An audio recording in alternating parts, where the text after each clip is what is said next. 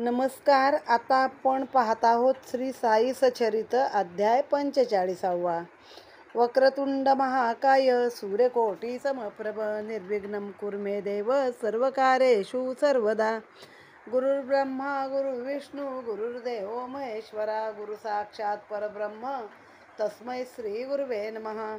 ब्रह्मानंदं परमसुखदं केवलं ज्ञानमूर्तिं धन्वातीतं गगनसदृशं तत्त्वमस्यादिलक्ष्यम् एकं नित्यं विमलमचलं सर्वभिः साक्षीभूतं भावातीतं त्रिगुणरहितं सद्गुरु त्वं नमामि. गुरु वाचुनी मोक्ष कोणा मिळाला, मुन्नी गुरु पाहिजे साधकाला.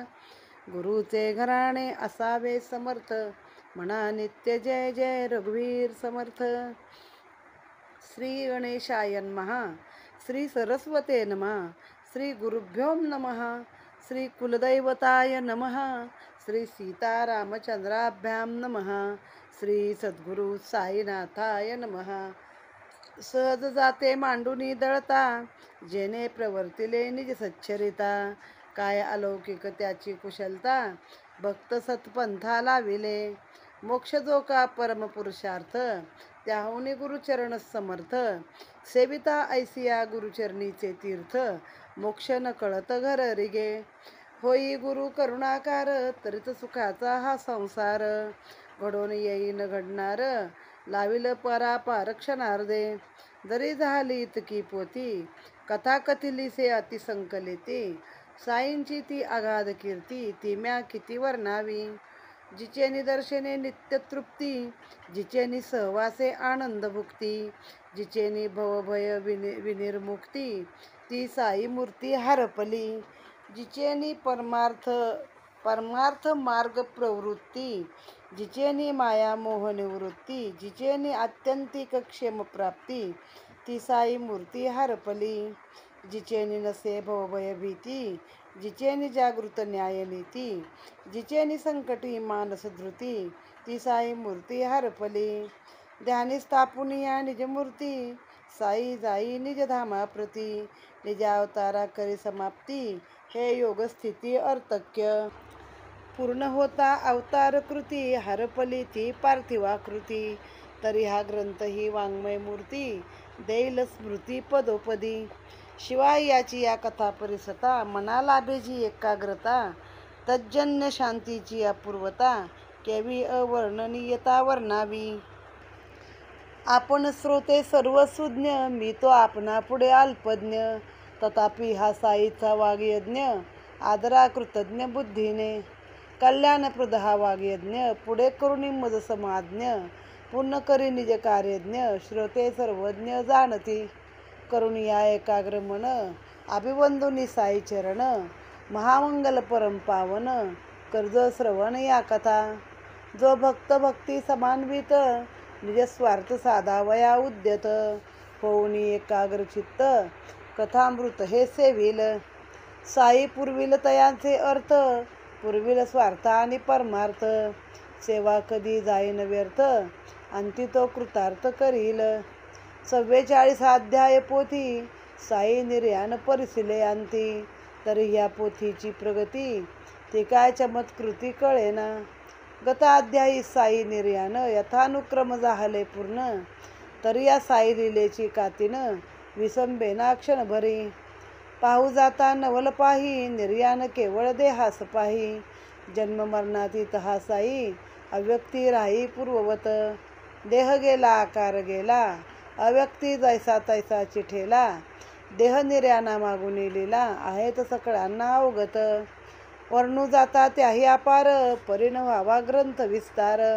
म्हणून त्यातील घेऊ सार, करू की सादर श्रोतया. धन्य आमुची भाग्यस्थिती, की ते काळी साई अवतरती. तेच काळी आम्हा सत्संगती, सहजा वृत्ती लादली. ऐसे असता ही चित्तवृत्ती, जरी न पवे संसार निवृत्ती. जरी न घडे भगवंती प्रीती, याहून दुर्गती ती काय. सर्वेंद्रिया साईची भक्ती, तीच की खरी भजन स्थिती. तरी डोळा पाहता मूर्ती, खिळी दाती वाचेच्या. कान ऐकता साई कीर्तन, रसना मधुर आमरसी निमग्न. करता साई पादस्पर्शन मृदुली वर्जन खपेना. साईपासून क्षणही विभक्त तो काय होईल साई भक्त. तो काय म्हणावा चरणासक्त संसारी विरक्त हो नेणे. एका पती वाचुनी कोणी येतिया तिच्या मार्गावरुनी. शश्वूर धीर भाऊ आणुनी होई वंदनी सादर. पतिव्रतेचे निश्चलांतर कदा न सांडे आपले घर. निजपतीचाच प्रेमापार आजन्म आधार तो एक. पतिव्रता साध्वी सती अन्य भावनिया निजपती. तयाचे दर्शन घ्यावया प्रती कधीही चित्ती आणेना. तिसा आपला पती तो पती इतर केव्हाही तया न तुलती. तया ठाईचा अनन्य प्रीती शिष्य इथे रीती गुरुपायी. पतिव्रतेच्या पती प्रेमा गुरुप्रेमास देते उपमा. परी गुरुप्रेमास नाही सीमा जाणे तो महिमा सच्छिष्य. बघना जयाचे नि संसारा साह्यता ते काय साह्य येतील परमार्था. असो व्याधी व्याही जावई वनिता भरोसा कोणाचा धरता नये. माता पिता करतील ममता सत्तेचा पुत्र लक्षील चित्ता. कुंकवाला गिरडेल कांता कोणी न परमार्था सहकारी. तरी आता राहिले कोण जयाचे नि परमार्था पादन. परू जाता विचारे निदान आपले आपण अंती उरे. करोनी नित्यानित्य विवेक त्यागोनी फळभोग ऐका मुष्मिक. साधोनी आशमदमादी षटक मोक्षैक साधक तो धन्य. तेने सोडून दुजिया चित्र आस ठेवावा बळकट आत्मविश्वास. मारावी आपण आपली कास साधेल तयासी परमार्थ. ब्रह्मनित्य जग अनित्य गुरु रेक ब्रह्म सत्य. अनित्य त्यागे गुरु एक चिंत्य भावना सातत्य साधन हे. अनित्य त्यागे वैराग्य जनन सद्गुरु ब्रह्म चैतन्य घन. उपजे मूर्ती भगवंतपण अभेद भजन या नाव. भय अथवा प्रेमे जाण जया जयाचे नित्यधान. ध्याता होईल देयची आपण कंस रावण कीटकी. चिंतनी व्हावे अनन्यपण ध्यानासारखे नाही साधन. करी जो अभ्यास आपला आपण तया निजोद्धरण रोकडे. कैसे कैसे जन्म मरण जीवाभावासी पूर्ण विस्मरण. प्रपंचाने मावळे भान आत्मानुसंधान सुखला हे.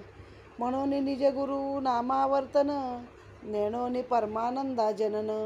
भूर्ती भगवंताचे दर्शन नामाचे महिमान काय तुझे. ऐसी जयाच्या नामाची मती तया माझी सद्भावे प्रणती. काया वाचा मने मी त्या प्रती अनन्य गती ये शरण. या आरतीची द्योतक कथा कथितो श्रोतया करता. तरी ते ऐके निजे हितार्था एकाग्र चित्ता करोनिया. अध्यायाच्या सुरुवातीला गणपती सरस्वती गुरु सद्गुरु कुलदैवत सीतारामचंद्र आणि सद्गुरु साईनाथ यांना नमन केलेलं आहे आणि पुढे आपल्या अध्यायाला सुरुवात केली आहे. आता मागं म्हणे साईंचे 3 अध्याय झाले निर्वाणाचे, पण तरी पण अजून त्यांच्या कथा आहेत पुढच्या. आणि काय म्हणे त्यातून मी बाहेरच नाही आलेलो आणि साईने आपला निज अवतार समाप्त केला. ही अर्थक्य गोष्टच वाटते आहे आम्हाला. ज्या साईच्या दर्शनाने जीवाला नित्यतृप्ती वाटायची, आनंद वाटायचा सहवासाने, जिच्यामुळे आमचं भवभय सगळ्या व्यथा जायच्या, ती साई मूर्ती आता हरपली आहे. जिच्यामुळे परमार्थ मार्ग घेण्याची एक वृत्ती व्हायची, परमार्थाला जायची. मायामोह जे आहेत सगळे ते हळूहळू कमी व्हायचे, निवायचे आणि आत्यंतिक क्षेम म्हणजे मनाला असा आनंद वाटणारी अशी ती साईंची मूर्ती आता हरपली आहे. आता जी जागृत न्यायनीती होती, जे म्हणजे कुठलं संकट आलं तर मनाला पहिलं साईंचाच आधार वाटत असे, अशी ती साई मूर्ती आता आमच्या इथून हरपली आहे. आणि साई स्वतःची निजमूर्ती स्थापली त्यांनी तिथं आणि स्वतः मात्र आता निजधामाला गेलेले आहेत. तर आता ही ग्रंथ हीच एक वाङ्मय मूर्ती समजा साईंची लिखित अक्षराची, आणि ही तुम्हाला सदैव आठवण देईल. तर या ग्रंथाच्याच कथा तुम्ही वाचा आणि एकाग्र चित्ताने त्या गोष्टींचं मनन करा. आपण श्रोते मोठे सुजाण आहात, तुमच्या पुढं मी अल्पमती आहे. हा साईंचा वाग्यज्ञ आहे, म्हणजे साईंचा हा यज्ञ चालू आहे कुठला शब्दाचा, वागेश्वरी. तर हा तुम्ही मन पावन मंगल करा आणि तुम्ही आता पुढची कथा लक्ष देऊन ऐका. साईंचं निर्याण झालं, पण या पोथीची प्रगती अजून चालूच राहिली आहे. काय ते मला समजत नाही. म्हणजे साधारणतः निर्याण झालं की ग्रंथ संपायला हवा, पण पुढं अजून 3 अध्याय आहेत. त्यामुळे आमचीच भाग्यस्थिती खूप आहे की ज्या काळी साई अवतरले त्याच काळी आम्ही पण होतो त्यांच्या संगतीत, म्हणून आम्हाला ही परमार्थाची गोडी लागली. आणि आता कसं झालं, लोकांचं साई डोळ्याने तर दिसत नाही आहेत, पण मग काय, तोंडाच्या जिभेच्या टोकावर साई, कानाने ऐका साई कीर्तन, आणखीन ह्याने घ्या, जिभेने घ्या साईंचं नाव, असं साईंचा पादस्पर्श करा, त्यांना बाकीच्या गोष्टी खपत नाही. जो साईंपासून एकही मिनिट वेगळा नसतो तो साई भक्त आहे. जसं एखादी पतिव्रता फक्त आपला नवराच, त्याशिवाय दुसऱ्या कुणाकडे वर डोळा करून बघत नाही. मग सासरा, दीर, भाऊ कोणी आले तर त्यांना ती वंदन करते, पण म्हणजे एक नवरा एक नवरा, त्यापेक्षा दुसरं काही ती कुठे कधी मनात विचारसुद्धा आणत नाही. आता त्या काळातल्या गोष्टी आहेत ह्या. घरदार सोडत नाही म्हणजे नवऱ्यापेक्षा. आता बायका बरे पतिव्रता असतात, पण घरदार सोडून त्यांना संसारक्षेम चालवण्यासाठी इतर 50 पुरुषांशी त्यांचा संबंध येतो, म्हणजे आपले सहकारी असतात. पण तो काळ असा होता की बाई घरदार सोडून बाहेर पडायचीच नाही. मग तिची तुलना केलेली आहे गुरुशी, की सद्गुरू जसं एखादा शिष्य, जशी पतिव्रता आपल्या नवऱ्याचं दिवस रात्र मनन चिंतन ध्यान सुख त्याचं बघते, तसंच म्हणे तुम्ही बघितलं पाहिजे तर तो खरा शिष्य आहे. बरं, तुम्हाला परमार्थ करायला कोणी सहाय्याला येत नाही, भले तुमचं किती पण मोठा गोतावळा असू दे, पण जर तुम्हाला काय झालं तर आईबाप आहेत ते आपला हक्काचा पुत्र आहे म्हणून रडतील. पुत्र आहे, त्याचं संपत्ती आहे म्हणून ममता करतील. आणखीन आईबाप ममता करतील, आणि पुत्र जो आहे तुमचा पोटचा मूल, तो काय म्हणेल की ज्याचा बापाचा पैसा आहे ना, त्या पैशावर डोळा असेल. बायको कशी रडेल? कुंकासाठी रडेल, बाबा माझा नवरा गेला. पण परमार्थाला मात्र कोणी सोबत येत नाही. पण परमार्थ मात्र तुमच्या हातून फक्त गुरुच करून घेतो. त्यासाठी तुम्ही कसे पाहिजे आहात, तर तुम्ही तुमच्या अंगी नित्य विवेक बुद्धी पाहिजे, फळांचा त्याग केला पाहिजे.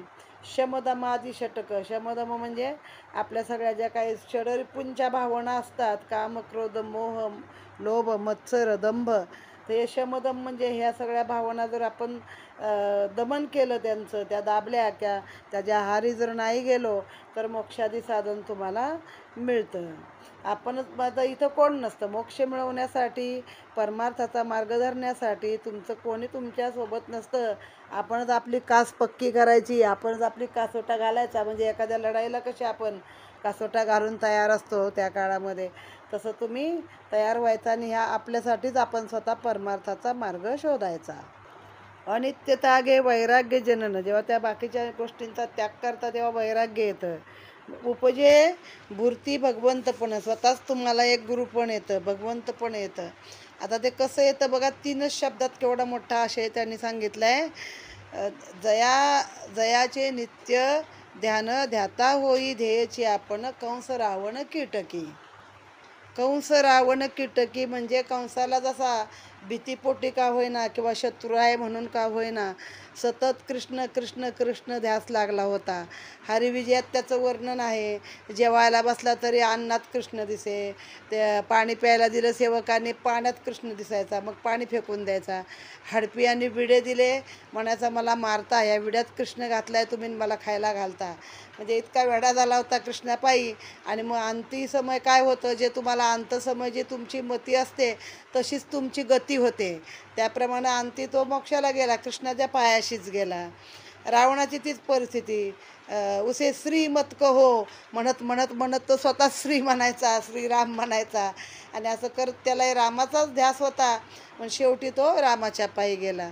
तिसरं कीटकी हा शब्द येतो इथं. कीटकी भृंग न्याय असं एक कथा आहे की भुंगे काय करतात, त्या आळ्या पकडून नेतात आपल्या घरट्यामध्ये, आणि त्यांना इतकं टोचतात की त्याच्या भीतीनं दिवस रात्र ती आळी पण शेवटी भुंगा होते. तर आता नामाचं महिमन कसं आहे आणि कसं भगवंताचं दर्शन होतं, अशा पद्धतीची एक द्योतक कथा आहे, ती मी तुम्हाला सांगतो. कैलासवासी काका दीक्षित, म्हणजे पोती लिहीपर्यंत दीक्षित काका कैलासवासी झाले होते. कैलासवासी काका दीक्षित साई समर्थ आज्ञांकित, नित्यनेमे वाचित भागवत आहे की अवगत समजता. एके दिवशी दीक्षितांनी काका महाजनी यांचे सदनी चौपाटीवर भोजन सारुनी पोथी नित्य नेमाने वाचिली.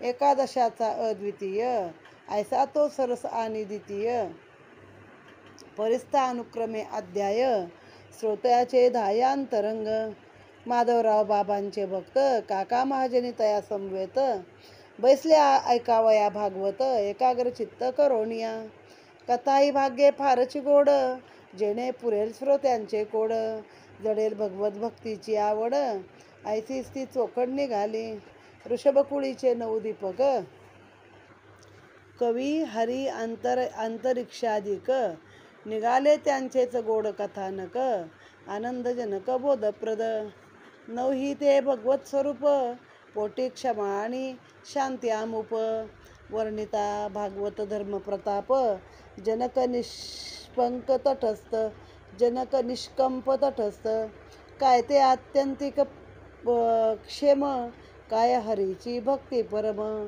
कैसे ही हरी माया सुगम निश्रेयस उत्तम गुरुचरण कर्म अकर्म आणि विकर्म कर्म अकर्म आणि विकर्म या सर्वाचे एकची वर्म गुरु हेच रूप परमात्मा भागवत धर्म गुरु भक्ती हरिचरित्र अवतार गुण दुर्मिळ नाते केले निरूपण पुरुष अवताराचे दावणे कोण रूपे नारायण वर्णिला पुढे आभक्त गती विन्यास विदेहा कथी नातच्चमस वेदविहित कर्माची कास सोडल्या हो नाश सर्वस्वी सर्वातरी हरीचा वास म्हणून न करावा कोणाचा द्वेष पिंडी पिंडी पहावा परेश रितान रेस त्या विण अंती 9 कर भाजन कृतत्रेतादी युगीचे पूजन कैशा कैशा मूर्तीचे ध्यान करते निर्वचन झाले कलियुगी एकची साधन हरी गुरुचरण स्मरण तेनेच होय भवभयहरण ते एक निज शरण शरणांगता ऐसी पोती झाल्या अंती काकासाहेब पृच्छा करती काय हो ही नवनाथ कृती अर्थक्य वृत्ती तयांची आवडी माधवरावास वदती किती हो ही अवघड भक्ती आम्हा मुडा कैसी शक्ती जन्मजन्मांतरी न घडे हे कोठे हे नाथ महाप्रतापी कोठे आपण ठाईचे पापी काय आहे भक्ती ती सोपी सच्चिद्रूपी ते धन्य आम्हा ही भक्ती घडेल काय कैसे न होईल तरुणोपाय झालो हताश गळाले पाय झाला की वायफळ जन्म हा काकासाहेब प्रेमळ भक्त असावी जीवास काही हळहळ काकासाहेब भक्त प्रेमळ असावी जीवास काही हळहळ सुस्थिर वृत्ती व्हावी का चंचळ उडाली खळबळ श्यामाची श्यामा नामे माधवराव जयाचा काका लागी सद्भाव तयास काकांचा हा स्वभाव दैन्याचा प्रभाव नावडला म्हणती बाबांसारखे लेणे भाग्य लादले तयासी जयासी तेने मुख करावे केविलवाणे व्यर्थ की जिने तयाचे साई चरणी श्रद्धा आढळ तरी काही मनाची तळमळ नाथांची भक्ती असे ना प्रबळ आपली ही प्रेमळ नव्हे का एकनाथी टीके सहित 11 स्कंद भागवत वाचावे भावार्थ रामायण नित्य आपणा निश्चित ही आज्ञा तैसेच हरिगुरु नामस्मरण ही बाबांची आज्ञाप्रमाण यातचे आपले भवभय तारण चिंतेचे कारण काय तुम्हा परित्वा त्या नवयोग्यांचे चरित तयाचे ते असी धाराव्रत साधेल काय आपणा यत्किंचित चिंतन हे सतत काकांचे लागली जीवास मोठी चुटपुट नवयोग्यांची भक्तीच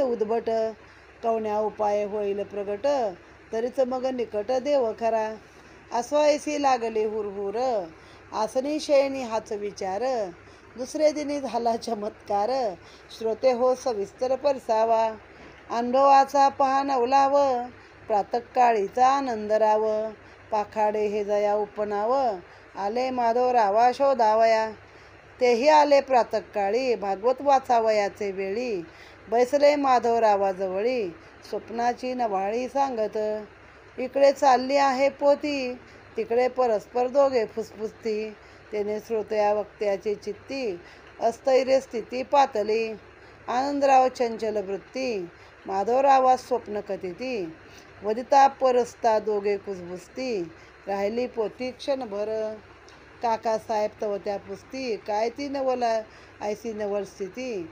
दोघेच तुम्ही आनंद वृत्ती, सांगा ना आम्हा प्रती काय की. तव ते माधवराव वदती, कालच की आपणा शंका होती.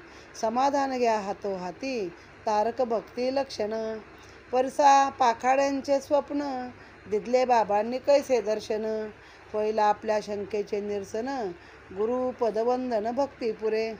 मग ते स्वप्न ऐकावयांची, प्रबळ जिज्ञासा त्या सर्वांची. विशेषा काकासाहेब यांची, शंकाही तयाचीच आरंभी. पाहोन या सर्व भाव, स्वप्न सांगे आनंदराव. चित्ती ठेवून या सद्भाव, श्रोत्यासही नवलाव वाटला. एका महासमुद्रात उभा मी कंबरभर उदकात. तेथे माझ्या दृष्टीपथात, आले श्री समर्थ कल्पित. रत्नखचित सिंहासन, वरी साई विराजमान. उदकांतर्गत दयाचे चरण, तैसेच ते ध्यान देखिले. पाहुणे ऐसे मनोहर ध्यान, झाले अत्यंत समाधान. हे स्वप्न तो कोणास भान, मनसुख संपन्न दर्शने. काय त्या योगाचा नवलाव, तेथेच उभे माधवराव. पाया पडावं आनंदराव, वदले मद भाव पुरस्पर. तव मी तया प्रत्युत्तर देत, इच्छा माझी आहे बहुत. परते पाय उदका अंतर्गत, कैसे मज हातात येतील. उदका माझी पाय असता, कैसा पायी ठेवू माथा. तरी मी काय करावे आता, नकळे मज तत्वता काहीही. ऐसे परिसुनी माधवराव, परिस्ता बाबास वदले काय. देवा काढरे वरती पाय, आहेत जे तोये प्रच्छन्न. ऐसे वदताच लक्षण काढले, ऐसे वदताच तक्षण काढले बाबांनी बाहेर चरण. आनंदरावांनी मग ते धरून, केले अभिवंदन अवलिंबे. ऐसे धरता दृढ चरण, बाबांनी दिदले आशीर्वचन. होईल जा रे तुझे कल्याण, काही न कारण भीतीचे. अनेक बाबा वदले देख, रेशीम काठी धोतर एक. श्याम्यास माझ्या देऊन टाक, तुझं सुखदायक होईल. तरी ती वंदून आज्ञाशिरी, धोतर मी आणले रेशीमधारी. काकासाहेब आपण ते स्वकरी, माधवराव स्वीकारी ऐसे करा. मान्य करा जी ही मम विनंती, माधवराव हे परिधान करती. करा ऐसे सुखवा मज प्रती, होईन मी अति उपकारी. आनंदरावाची ही मात, माधवराव स्वये परिसत. काकासाहेब जवते देत, तेन स्वीकारित ते वस्त्र. तयाच्या मनी हे तो स्वप्न, आमास पटली पाहिजे खूण. दृष्टांत काही झाल्या विण, घ्यावे ना आपण हे वस्त्र. काकासाहेब तेव्हा वदत, आता पाहू बाबांची प्रचित. घेणे हे उचित अथवा अनुचित, होईल तेच उचित चिठ्ठ्यांनी. देतील बाबा चिठ्ठी जैसी, मानू तयांची आज्ञा तैसी. चिठ्ठ्या बाबाची या पायापाशी, कृतसंकल्पेसी टाकेल्या. काकासाहेब यांचा भार, होता सर्वस्वी साईची यावर. आधी घ्यावा त्यांचा विचार, करावा तो व्यवहार पुढारा. हे तो बाबा हयातीत, तोच की क्रम त्यांचे पश्चात. चिठ्ठ्या टाकून आज्ञा घेत, तैसेच हे वर्तन निश्चय. कारे मोठे आत्वासान, चिठ्ठीने आज्ञा घेतल्या विण. काही न करणे गेल्या प्राण, अनुज्ञाप्रमाण सर्वता. देहची जेथे नाही आपुला, एकदा बाबांच्या पायी व्हायला. मग तयाच्या चरणवलनाला, काय आपला अधिकार. पाया एका भावनेवर, लाखो रुपये कमाईवर. लात मारली पर ह्या निर्धार, दृढ अमरणांत राखेला. फळा येईल तुझे इमान, धाडीन मी तुझ लागी विमान. नेईन त्यात बैसवून, निश्चिंत मन राहे तू. ही बाबांची प्रसाद उक्ती, अक्षरे अक्षर आली प्रचिती. साई लीला वाचकाप्रती, ठावी निर्गम स्थिती काकांची. होता तया स्थितीचे स्मरण, आणि ते काय विमान प्रयाण. काय ते आनंदाचे मरण, गुरु नामावर्तन समवेत. ऐसे दीक्षित करारी आपण, चित्ती निरंतर साई चरण. इष्टमित्राही देऊनी शिकवण, झाले विलीन गुरुपायी. आता पूर्वानुसंधान स्थिती, दोघाही मांडली चिठ्ठ्याची युक्ती. कारण दोघांची काकांवर प्रीती, चिठ्ठ्या मग लिहिविती अविलंबे. एका चिठ्ठीत घ्यावे धोतर, दुसरीत त्याचा करावा अव्वेर. असे लिहून साईच्या पायावर, चिठ्ठ्या टाकल्या छायाचित्रातळी. ऐसे लिहून साईच्या पायावर चिठ्ठ्या टाकल्या चित्रातळी. तत्रस्थ एका अर्भकास त्यातील एक चिठ्ठी उचलावयास, लाविता धोतर घ्यावयास माधवरावास ही आज्ञा. जैसे स्वप्न तैसीच चिठ्ठी, आनंद झाला सकळा पोटी. मग ते धोतर रेशीम काठी, घातले कर संपुटी शामियाच्या. त्याचे स्वप्न त्यांची चिठ्ठी, परस्पराशी पडता मिठी. परमानंदन माये पोटी, सुख संतुष्टी उभया ते. माधवराव अंतरी खूप माधवराव अंतरी खुश, आनंदरावासही झाला संतोष. झाला साई भक्ती परिपोष, आशंका निरास काकांचा. असो या सर्व कथेचे सार, ज्याचा त्याने करावा विचार. ठेवल्या गुरु पायावर शिर, गुरु वदन उद्धार लक्षावे. आपणाहून आपली स्थिती, आपली भूमिका वा चित्तवृत्ती. गुरु जाणे नख शिकांती, उद्गार गती ही तैसीच. जैसा रोग तैसे निदान, तैसेच औषध वा अनुपान. सद्गुरु नेमी शिष्या लागून, भवरोग निवारण कार्यार्थ. स्वये जो जी करतो करणी, आणू नये आपले अनुकरणी. तुम्हा कारणे गुरुमुखातूनी, निघेल ती वाणी आदरावी. त्याच शब्दावर ठेवावे मन, तयाचेच नित्य करावे चिंतन. तेच तुमच्या उद्धारा कारण, ठेवा हे स्मरण निरंतर. गुरु सांगे जे पोथी पुराण, ते तो तद्वचन स्पष्टीकरण. मुख्य उपदेशी ठेवा ध्यान, हे निगम ज्ञान आपुले. कोणाही संताचे वचन, त्याचा करू नये अनुमान. आपली माया आपली जतन, करेल ती अन्य कोण करी. खरा मायेचा जिव्हाळा, लेकरा लागी तिचा कळवळा. बाळ नेणे तो सुख सोहळा, घेईल तो लळा ती पूर्वी. संत सृष्टी माझी उपाम, आपला बाप तो आपला बाप. साई मुखीच हे करुणा लाप, कोरा स्वर हृदय पटावरी. म्हणून साईचे वचन, तेथेच ठेवा अनुसंधान. अंती तोच कृपा निदान, तापत्रय शमन करील. तोच जाणे त्याची कळा, आपण पाहावे कौतुक डोळा. काय अद्भुत तयाच्या लीला, सहज अवलीला घडती ज्या. दुसरा एक म्हणतो म्हणून, त्याचे सर्व घ्यावे ऐकून. मोडून द्यावे निज अनुसंधान, निज गुरु वचन विसरू नये. यातची आहे परमकल्याण, यातची आहे भक्त भव तरण. यातची आहे अवघे पोथी पुराण, जपानुष्ठान हेच हे. सारांश प्रेम करा गुरुवर, अनन्य भावे नमस्कार. दिन करा पुढे कैसा अंधार, तयासी भवसागर नाहीच. आता बाबा गेल्यानंतरची ही कथा सांगितली आहे. काका दीक्षित, महाजनी आणि हे श्याम्या म्हणजे माधवराव देशपांडे, असे बाबांचे एकदम भक्त होते सगळेच. आणि भगवत भक्तीची आवड होती सर्वांनाच. तेव्हा ते भागवतातले अध्याय चालू होते. तर हे कुठलं निघालं गोड कथानक, तर ऋषभ कोळीचे नवदीपक. नवदीपक म्हणजे ते नवनाथ आहेत. कवी, हरी, अंतरिक्ष, प्रबुद्ध, पिप्पलायन, अर्विहोत्र, द्रुमिल, चमस आणि करभाजन अशी त्यांची नावं आहेत.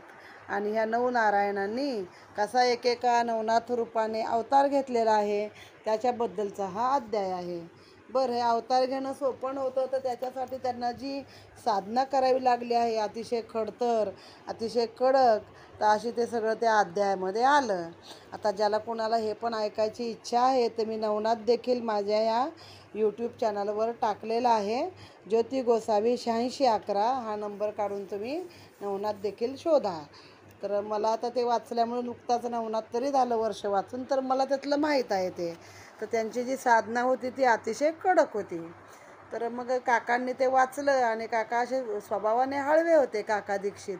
तर ते म्हणू लागले की का हो, आमच्याच्यानं अशी साधना होईल का, आमच्याच्यानं अशा गोष्टी होतील का. पुरुषार्थाची एवढी त्याने दाखवली आपली कशी काय वृत्ती, तर आपल्याच्यानं ते होणार आहेत का. खरंच हे नवनाथ फार भारी आहेत बाबा, असं काका विचारू लागले माधवरावांना. यानं हळहळ करायला लागले की आपल्याला का नाही असं, आपल्या हातून का नाही अशी साधना घडावी, आपल्या हातून का नाही अशा गोष्टी घडाव्या असं. मग त्यांना सांगतात माधवराव की अहो, आपली पण प्रेमळ भक्ती आहे ना, बाबांसारखं लेणं आपल्याला लाभलं आणि आपण कशाला केविलवाणं मुख करायचं. आपले साईचरणी जर आपली अढळ अशी श्रद्धा आपण ठेवली तर आपली पण प्रेमळ भक्ती आहे. खडतरच आहे, फक्त त्यांची खडतर भक्ती होती, आपली प्रेमळ भक्ती होती. नाथांची असे ना का प्रबळ भक्ती, आपली पण प्रेमळ भक्ती होती. तुम्हाला म्हणे बाबांनी एकनाथ टीकेसहित म्हणजे प्रत्येक गोष्टीचा विस्तार किंवा अर्थासहित आणि एकादश स्कंद भागवत वाचा आणि भावार्थ रामायण वाचा, ही बाबांची तुम्हाला आज्ञा आहे. तसेच हरिगुरूचं नामस्मरण करा, ही बाबांची आज्ञाप्रमाणे तुम्ही मानली पाहिजे. आपण यातच आपलं मनाचं म्हणजे आयुष्याचं सुख समाधान आहे आणि मनाचं देखील समाधान आहे. आता मग काय झालं, दुसऱ्या दिवशी चमत्कार झाला. तरी पण काकांच्या मनात तेच सतत की तशी भक्ती आपल्याला का नाही घडली, नाथांसारखी भक्ती आपल्याच्यानं करता येईल का, असं मनामध्ये. दुसऱ्या दिवशी काय झालं, आनंदराव पाखाडे नावाचे एक बाबांचे भक्त होते. ते सकाळीच यांच्याकडं आले. पोथी चाललेली होती. आनंदराव पण तिथं बसले. पण आनंदराव आणि माधवराव यांच्यात काहीतरी खुसूर कुजबूज चालली होती. काहीतरी हे स्वप्न पडलं त्यांना, ते स्वप्न सांगायला आले आणि दोघांच्यात काहीतरी बोलणं चाललंय. आणि मग ते झालं, डिस्टर्ब झाला त्या काकांना पण. मग ते थांबले. काय हो म्हणे, दोघंच आनंदामध्ये दिसताय आणि काय तुमची कुजबूज खुसूर चालली आहे ती आम्हाला पण सांगा बरं. मग म्हणे, आता काकांचीच शंका होती. काकांना स्वप्न सांगितलं की म्हणे मला स्वप्न पडलं काल, तर मी एका महासमुद्रामध्ये उभा आहे, कंबरभर माझ्या पाणी आहे, जास्त नाही. आणि तिथेच मला साई समर्थ एका रत्नखचित सिंहासनावर बसलेले दिसले, पण बाबांचे पाय मात्र पाण्यामध्ये आहेत. योगायोगाचा नवलाव म्हणजे माधवराव पण तिथंच होते आणि ते म्हणू लागले, आनंदराव बाबांच्या पाया पडा. तर मी म्हणालो, हो माझी पण तीच इच्छा आहे, पण बाबांचे पाय पाण्यामध्ये आहेत, तर मी कुठं त्यांचे पाय बाहेर कसे काढू, उदकामध्ये कसं मी त्यांच्या पायावर डोकं ठेवू. मग अशी परिस्थिती बघून बाबांना म्हणले माधवराव, देवा काढ की रे पायवरती. आणि मग ते पायवर काढ म्हणे, घेऊ दे ना लोकांना तुझी दर्शनाची इच्छा आहे ती पुरी कर ना. मग म्हणे बाबांनी पाय काढले बाहेर. मग मी त्यांचे चरण धरले, आशीर्वचन दिलं, दारे होईल तुझं कल्याण होईल, काळजी करू नको. आणि म्हणले, माझ्या श्यामाला एक रेशीमकाठी धोतर नेऊन दे, तुला सुखदायक होईल. म्हणून ती बाबांची आज्ञा मानून मी हे धोतर घेऊन आलो आहे आणि काकासाहेब तुमच्या हातानेच हे धोतर बाबांना द्या म्हणून. मग आता इथं आनंदरावांची अशी इच्छा, ते दोघंही भक्त असतात ना, सगळेच साईंचे भक्त असतात की काका मोठे वयानं, काकांच्या हातून हे मिळावं. मग काकाने हातात घेतलं, पण माधवराव घ्यायला तयार नाहीत. माधवराव म्हणतात, हे काय स्वप्न आहे हो, आम्हाला बाबांची खरी खूण पटली पाहिजे तरच आम्ही देणार, हे नाही तर नाही पटणार. मग म्हणे आपण चिठ्ठ्या टाकूया की धोतर घ्यावं की न घ्यावं. म्हणजे बाबा गेले तर जसं प्रत्येक गोष्ट बाबांना विचारायचे आणि बाबा हो नाही म्हणाल त्या हिशोबाने करायचे. तसंच त्यांना वाटलं. मग त्यांनी बाबांच्या नावाने चिठ्ठ्या टाकल्या की धोतर घ्यावे, धोतर आवेरावे. मग शेवटी घ्यावे म्हणून आलं. मग यांना खूप आनंद झाला की जे स्वप्नात सांगितलं तसंच चिठ्ठी जुळली. म्हणजे काकांना थोडक्यात तो दृष्टांत दिला की मी गेलो तरी मी आहे, माझ्या चरणी पायात मी तुझ्यासाठी बाहेर काढीन, पण ते पाय तू दृढ धर माझे, इकडं तुझ्या मनाचं काही चलबिचल होऊन देऊ नको. मग अशा त्या पायांसाठी बाबांच्या लाखोवरती देखील पाणी सोडलं ज्यांनी, माधवरावांनी, काकांनी. अशा गोष्टी पुढे आहेत. हा देहच एकदा बाबांच्या पायी व्हायला येतं. आता ते चलण्यावलनाला म्हणजे काय घालावं, काय करावं, ह्या सगळ्याला आपला काय अधिकार आहे, जे बाबा म्हणतील तेच. काकांना पण बाबा नेहमी सांगायचे, तुला मी विमान पाठवीन आणि त्यात बसून तुला मी नेईन, तू काय काळजी करू नको. हाच बाबांची प्रसादवाणी होती. त्यानुसारच काकांची स्थिती झाली पुढे. आणि गुरूंचं नाम घेत मोठ्या आनंदाने काकांनी ते परलोकी गेले. यातून एक बोध काय घ्यायचा की एकदा एकाच्या आपण मन तिथं घातलं, हे माझे गुरु आहे किंवा हे माझं दैवत आहे, तर गुरु पुन्हा दुसरा तिसरा करायचा नसतो. तो गुरु समाधीत असला तर तो गुरु आपल्यासाठी जागृत असतो. आणि कुठल्याही संतांचं वचन हे कधी खोटं नसतं, त्याचा अनुमान करायचा नाही. जशी आपली माय आपल्याला सांभाळते, तिला माहीत असतं लेकराला कसं सांभाळलं पाहिजे, तिला कळवळा असतो. लेकराला काय त्या गोष्टी समजत नाहीत.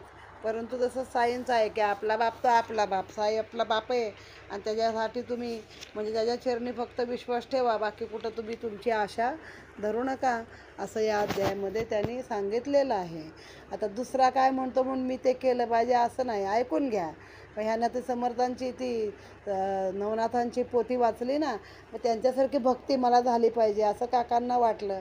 तर दुसरा करतो म्हणून मी करायची गरज नाही ना. माझं जे काय चालू आहे, आपल्याला माहिती आहे आपण चांगलंच करतो आहे, कुठं वाईट करत नाही. तर आपलं जे काही रोजचं नित्यनेम चालू असतो तो मात्र करायचा. सारांश काय सांगितला, तर गुरुवरती प्रेम करा, गुरुसारखा दुसरा तुम्हाला पाठीराखा कोणी नाही. असा कुठेही सृष्टीवर, निकटात वा कितीही दूर, साता समुद्राच्याही पार, भक्तार्था निवार प्रेमळ. असो हे लिहिता लिहिता, कथा एका आठवली चित्ता, एकाहून एकाचे पाहून दुज्याने करता, कैसे आपदा होत जीवा. एकदा बाबा मशिदीत, असता माळसापती समवेत, पूर्वील फळीची शेजावचित, स्मर्या कल्पित तया ते. रुंदी अवघी 26 2 टोकासी चिंध्या बांधित, मशिदीच्या आड्यास टांगीत, झोपाळा करत ती याचा. नित्य निजू नये अंधारात, तदर्थ उषा पायत्या लगत, ठेवून रात्री पणत्या जळत, बाबा तिजवर निजत फळीवर. या फळीचे समूळ व्रत पूर्वीले एका अध्यायात आधीच वर्णिले आहे येत, परसाके महत्व ती याचे. एकदा या फळीची महती मनोभावे बाबा वर्णिती, काकासाहेब दीक्षिता चित्ती, उदेली वृत्ती ती परिसा. म्हणती मग ते बाबा प्रती, फळीवरी शेण प्रीती, असेल तरी ती टांगती प्रीती, मग स्वस्त चित्ती पौडावे. बाबा तयास प्रति उत्तर देते, खाली टाकून माळसापती, आपणची वर जावे केवती, बरा मी खालती आहे तो. मग बाबा तयास प्रति उत्तर देती, खाली टाकून माळसापती, आपणची वर जावे केवती, बरा मी खालती आहे तो. त्यावर काका अतिप्रीती, अनेक फळी टांगू म्हणती, आपण निजावे एकीवरती, माळसापती दुसरीवर. त्यावर पहा बाबांचे उत्तर, तो का निसतो फळीवर, दया अंगी गुण प्रकर, तो फळीवर निजेल. नाही फळीवर शयन सोपे, कोणती येवर मजबिन झोपे, नयन उघडे निद्रा लोपे, तयासची झेपे हे शयन. मी तय करू लागे शयन, तैमय करी तयासी आज्ञापन, कर्म मरदयावरी ठेवून राई बैसून सन्निध. तेही काम त्यास न होई, बसल्या जागे डुलक्या घेई, तयान फळी ही कामाची काही, फळी ती बिछाईत माझीच. नामस्मरण चाले हृदयात, पाहे ते ठेवून हात, निस्ता मी मज करी जागृत, ऐसा अनुज्ञापित तो असता. त्यासची निद्रा लागता जड, करहो त्याचा कैसा दगड, भगत बनता नेत्राची झापड, उडून खडबड जो करी.